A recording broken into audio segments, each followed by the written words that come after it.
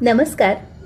आपल्या धर्मग्रंथामध्ये शास्त्रामध्ये कायिक, वाचिक आणि मानसिक पाप अशी 3 प्रकारची पापं सांगितली आहेत. समोरच्याला एखाद्या व्यक्तीला विनाकारण त्रास देतो शारीरिकदृष्ट्या, ते झालं कायिक पाप.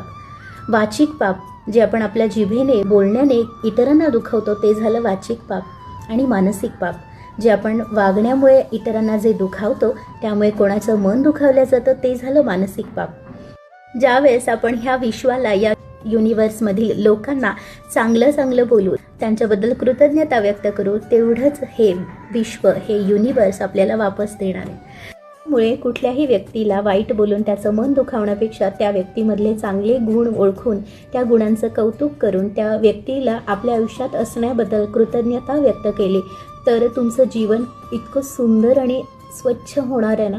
त्याचा अनुभव तुम्हाला जेव्हा येईल त्यावेळेस तुमचं जीवनावरचं जे प्रेम आहे ते अजून वाढत जाणार आहे.